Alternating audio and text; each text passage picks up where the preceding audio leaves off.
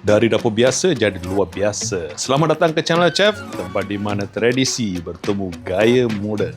Saya Chef Anan, jom kita masak nasi goreng ayam style Mama.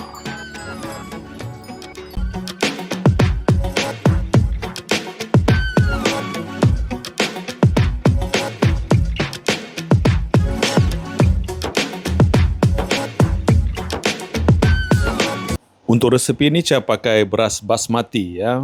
You all boleh juga pakai beras Thai atau beras yang apa biasalah, tak ada apa. Tapi kalau pakai beras basmati, memang nasi goreng ini terangkat guys. Untuk resepi ni saya pakai 2 cawan beras basmati, saya rendam dulu 30 minit, lepas tu masak dalam periuk nasi dan simpan ke tepi dulu. Angkat 1 kuali, masukkan minyak masak lebih kurang 50 ml. Chef sini pakai minyak gorengan ayam lah. Dalam tu saya masukkan 6 ulas bawang merah kecil, 4 ulas bawang putih yang dipotong kasar, setangkai cili merah dihiris halus dan segenggam daun kari. Kita bagi tumis-tumis sekejap hingga semua bahan ini jadi layu. Tumis lebih kurang 1 minit dengan api yang sedang ya. Lepas dah layu dah, masukkan terus 2 biji telur. Bagi kacau-kacau jap telur ni, kita tak nak masak terlalu lama. Kita nak telur ni lembab-lembab sikit kita tak nak kering. Kita lembab baru dia nanti akan mix well dengan nasi nanti.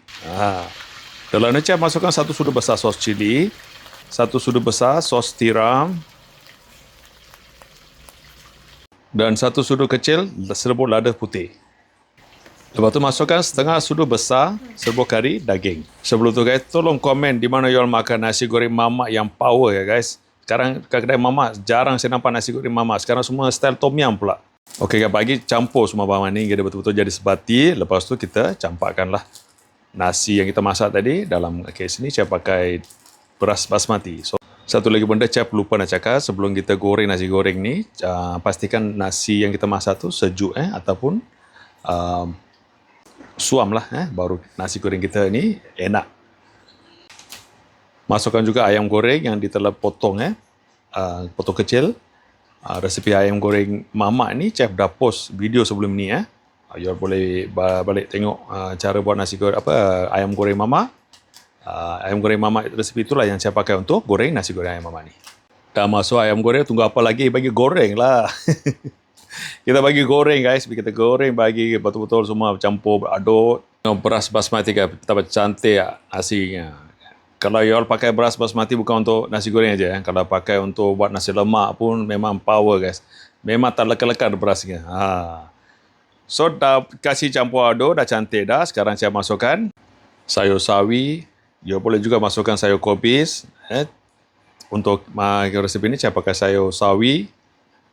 Kita bagi campur semua, kita kasih goreng semua, kita goreng sampai daun sawi ni betul jadi layu lah. At this point chef besarkan api biar kita dapat tuak hay. Okey, dah sayur sawi dah layu. Sekarang saya masukkan lebih kurang 2 sudu besar sos pula kicap masin, 1 sudu besar kicap pekat manis. Okey, sekarang sudah selesai bahan-bahannya. Sekarang kita terus goreng untuk lebih kurang 1 minit macam tu. Kalau ada skill, you toss dia sikit. Dan lepas tu siaplah nasi goreng ayam Mama kita. Tengok guys, nasi ni betapa cantik. Cuba guys, cuba resepi ni dan tolong komen And jangan lupa untuk subscribe channel Chef. Yang tu paling penting. Banyak yang tonton video Chef tak subscribe channel Chef pula. Tolong ya guys. Tengok guys, berapa cantik nasi ni. Itu dia guys, nasi goreng ayam Mama. Tengok betapa cantik, betapa harum guys. Dan juga dalam nasi goreng ini memang sudah ada ayam. Chef juga tambahkan seketul ayam goreng yang paha, yang baru goreng panas-panas. Resepi untuk ayam goreng ini Chef sudah post video sebelum ini You boleh pergi ke video, tengok cara buat ayam goreng Mama ni. Terima kasih guys, jumpa lagi dalam video lain. Terima kasih, bye bye, take care and see you all on next video.